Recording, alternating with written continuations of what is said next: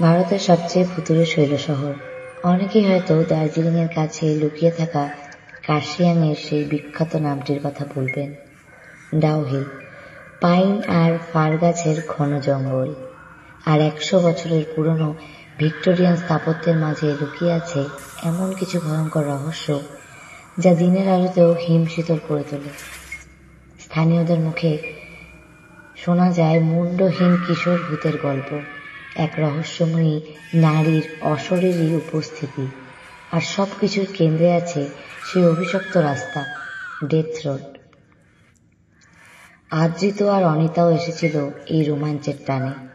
তারা ছিল আধুনিক যুক্তিবাদী এবং অ্যাডভেঞ্চার প্রিয় দম্পতি, কিন্তু তারা জানত না ডাউহিলের কুয়াশা শুধু প্রকৃতিকে নয়, সময়ের পরিক্রমাকেও ঢেকে রাখে। তারা চেয়েছিল ভূতের গল্প নয়, ভূতের উপস্থিতি অনুভব করতে, আর সেই ইচ্ছাই তাদের টেনে নিয়ে গিয়েছিল এক চরম বিভীষিকার মুখোমুখি, যেখান থেকে ফিরে আসার কোনো পথ ছিল না। অন্ধকার নামার আগে যখন তারা গাড়ির চাকা রাখল ডেথ রোডের ওপর, তখন তারা কেবল একটি ভৌতিক গল্প খুঁজছিল, কিন্তু তারা খুঁজে পেল এক ভয়ানক সত্য যা তাদের শ্বাস প্রশ্বাস বন্ধ করে দিয়েছিল। এই কি সেই অভিজ্ঞতা যেখানে সত্যি অশরীরী আত্মার সঙ্গে হয় মুখোমুখি সাক্ষাৎ? কি ঘটেছিল সেই রাতে? সেই প্রাচীন অভিশাপ যা আজও ডাউহিলের বাতাসে ভেসে বেড়ায়? এই চরম ভৌতিক গল্পটি সেই দুটি মানুষের জীবনযুদ্ধের কাহিনী, যারা মৃত্যুর দরজা থেকে কোনো মতে নিজেদের বাঁচিয়ে ফিরে এসেছিল, কিন্তু ডাউহিলের অভিশাপ তাদের মনে চিরকালের জন্য এক ভয়ঙ্কর ক্ষত রেখে গেছে। পাহাড়ের কোল ঘেঁষে ওঠা কুয়াশার চাদর আর সবুজ চা বাগানের শান্ত সৌন্দর্য দেখে আদ্রিত আর অনিতা প্রথমটায় মুগ্ধ হয়েছিল। পশ্চিমবঙ্গের কার্শিয়াংয়ের কাছে এই ডাউহিলের কথা শুনেছিল তারা। জায়গাটা নাকি দেশের সবচেয়ে ভুতুড়ে স্থানগুলোর মধ্যে অন্যতম। এই রোমাঞ্চের লোভেই মূলত তাদের এখানে আসা।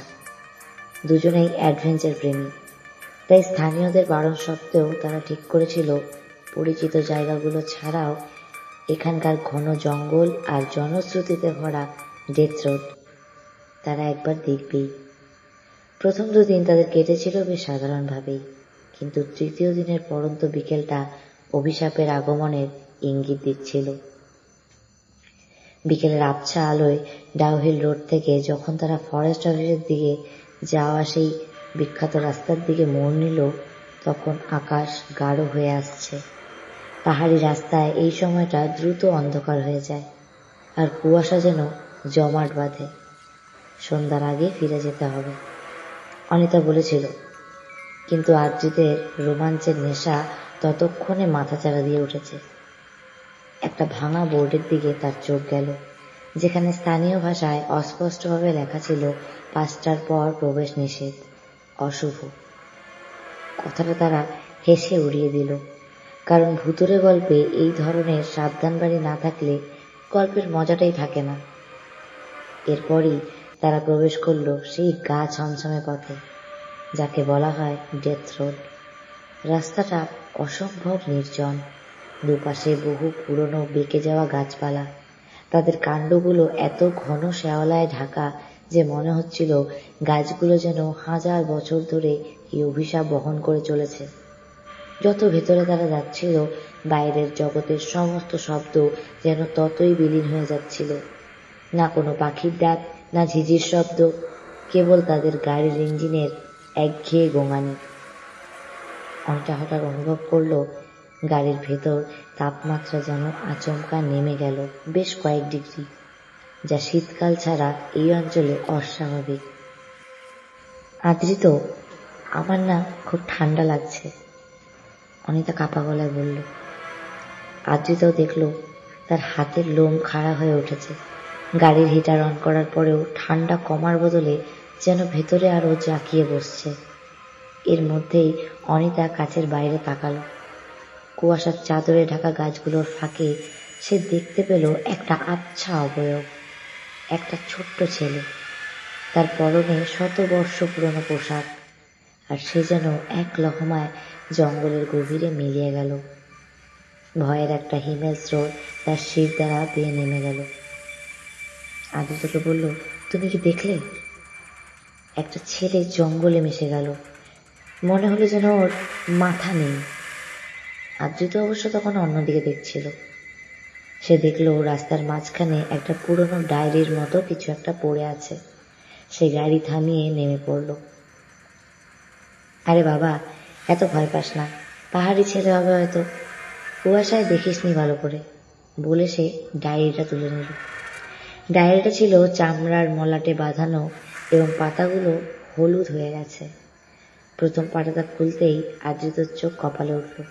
সেখানে খুব অস্পষ্ট অক্ষরে লেখা, সে আবার আসবে, ফাঁদ তৈরি হয়েছে, পালানো যাবে না, ভিক্টোরিয়া বয়েজ স্কুল, 1905। ঠিক তখনই রাস্তার বাদিক থেকে তারা শুনতে পেল বাচ্চাদের অস্পষ্ট হাসির শব্দ, যদিও আশেপাশে কোনো জনবসতি ছিল না। হাসিটা এতই অমানবিক ছিল যে তাদের মনে হলো সেটা যেন কিছু মানব শিশু নয়, এটা অন্য কিছু। আদ্রিত দ্রুত গাড়িতে উঠে দরজা লক করে দিল। তাড়াতাড়ি এখান থেকে বের হতে হবে, সে বলল। কিন্তু সে খেয়াল করলো ইঞ্জিনের স্টার্ট দেওয়া সত্ত্বেও গাড়িটা নড়ছে না। সে বারবার চাবি ঘোরালো, কিন্তু গাড়ি শুধু কাঁপা কাঁপা শব্দ করছে। তারা যেন সেই রাস্তার মাঝে সেই মুহূর্তে আটকে পড়েছে। অনিতা ভীষণ ভয় পাচ্ছিল, কারণ সে স্পষ্ট শুনতে পাচ্ছিল গাড়ির বাইরে কেউ যেন খুব ধীরে ধীরে হেঁটে আসছে। সেই হাঁটার শব্দে কোনো মানুষের গতি ছিল না। মনে হচ্ছিল যেন কোনো ভারী কাঠ বা পাথরের টুকরো টেনে নিয়ে আসা হচ্ছে। কুয়াশার পর্দা ভেদ করে এবার তারা দেখল সেই অবয়ব, কিন্তু এবার সেটা অনেক স্পষ্ট। এটি সেই ছেলেটি যার গলাটা, কাঁধের অংশটা ছিন্ন। তার দেহটা যেন এক অশুভ শক্তি দ্বারা পরিচালিত হয়ে হাঁটছিল। হাতে একটি পুরনো ক্ষয়ে যাওয়া ক্রিকেট ব্যাট। সবচেয়ে ভয়ঙ্কর বিষয় হলো ছেলেটি তাদের গাড়ির দিকে নয়, বরং কাচের ভেতর তাকিয়ে হাসছিল। হাসিটা ছিল সম্পূর্ণ শব্দহীন, কেবল মুখটা অস্বাভাবিকভাবে চওড়া হচ্ছিল। অনিতা ভয়ে চিৎকার করে উঠল, আর ঠিক সেই মুহূর্তেই গাড়ির পেছনের কাচের ওপর একটা আঘাত পড়ল। মনে হলো যেন ক্রিকেট ব্যাটটা দিয়ে কেউ পূর্ণ শক্তিতে মেরেছে। কাচটা ভেঙে চৌচির না হলেও তাতে বিরাট একটা ফাটল ধরল। এদিকে আদ্রিতর হাত কাঁপছিল।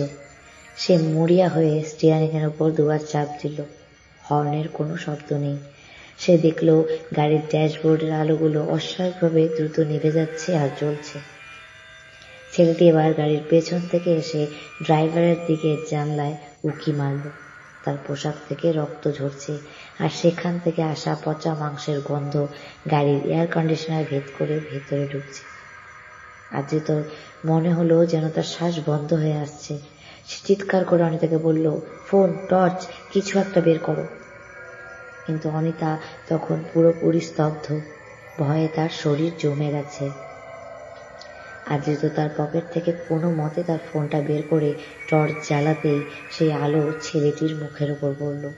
ছেলেটির চোখ ছিল না, তার চোখের কোটরে শুধু দুটি কালো গর্ত। যেন সমস্ত আলো সে শুষে নিচ্ছিল। কিন্তু আলো পড়তেই ছেলেটি যেন কিছুটা পিছিয়ে গেল, যেন আলোতে তার কষ্ট হচ্ছে।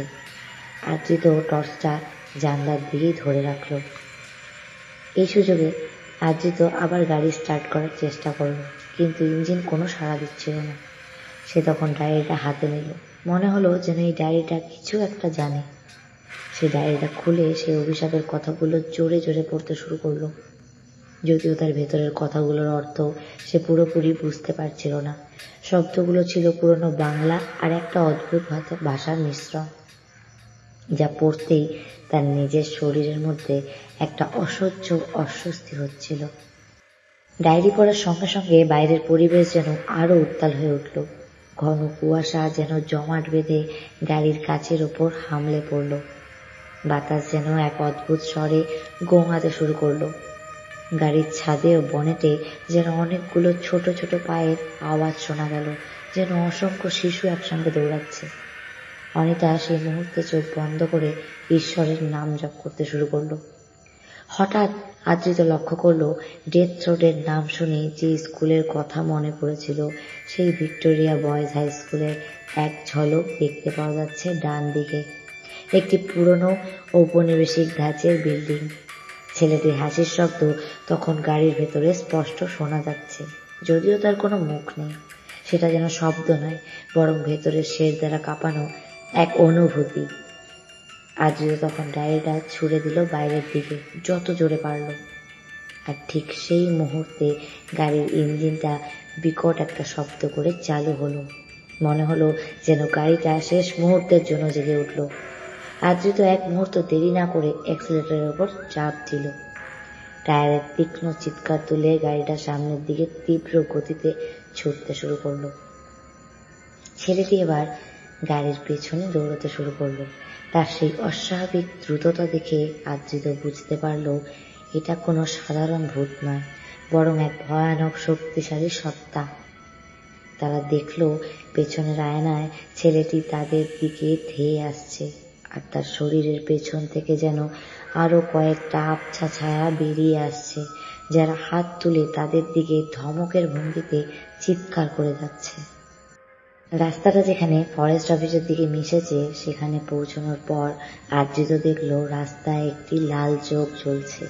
মনে হলো যেন একটা লাল টর্চ, কিন্তু চোখটার মধ্যে ছিল এক হিংস্র আদিম ক্ষুধা। সেই চোখ গাড়ির দিকে ধেয়ে আসছিল। আদ্রিত স্টিয়ারিং ঘুরিয়ে সেটাকে পাশ কাটাতে গিয়ে গাড়িটাকে প্রায় রাস্তার ধারে ফেলে দিচ্ছিল। অনিতা তখন দেখল গাছগুলোর আড়াল থেকে এক ধূসর পোশাক পরা নারীর আবছা অবয়ব তাদের দিকে স্থিরভাবে তাকিয়ে আছে। তারা যখন ডেথ রোড থেকে প্রধান সড়কে বেরিয়ে এলো তখন গাড়ির ভেতরে একটা তীব্র ঝাঁকুনি হলো। মনে হলো যেন পেছন থেকে কিছু একটা গাড়িটাকে শেষবারের মতো ধাক্কা দিল। গাড়িটা একটা বিকট আওয়াজ করে উঠল, আর তারপর সেটা সম্পূর্ণভাবে বন্ধ হয়ে গেল। তারা একবারও পিছনে ফিরে তাকালো না, শুধু প্রাণপণে গাড়ি চালিয়ে গেল লোকালয়ের দিকে। বেশ খানিকটা দূরে আসার পর যখন তারা একটি চায়ের ছোট্ট দোকান দেখে থামলো তখন দুজনেই ভীষণ কাঁপছিল। তাদের জামা কাপড় কুয়াশার স্যাঁতস্যাঁতে ভেজা, আর চোখগুলো ভয় আর আতঙ্কে বড় বড় হয়ে আছে। তারা দেখলো গাড়ির পেছনের কাচের ফাটলটা আরো বড় হয়েছে, আর গাড়ির বডিতে স্পষ্ট নখের আঁচড়ের দাগ, প্রমাণ হিসাবে রেখে গেছে সেই বিভীষিকার ছাপ। তারা কোনো মতে সেদিনের রাতটা কাটালো এবং পরের দিন সকালেই তারা কার্শিয়াং ছেড়ে বেরিয়ে এলো। পরে তারা জেনেছিল ডাউ হিলের এই অঞ্চলে বহু বছর আগে অনেক হত্যাকাণ্ড ঘটেছিল এবং সেই সব মৃত আত্মারা আজও নাকি মুক্তি পায়নি। সেদিনের পর থেকে আদ্রিত আর অনিতা আর কোনোদিন রোমাঞ্চের সন্ধানে যায়নি, কারণ তারা বুঝেছিল কিছু সত্য ঘটনা, কিছু অভিশাপ গল্পের থেকে অনেক বেশি ভয়ঙ্কর হতে পারে।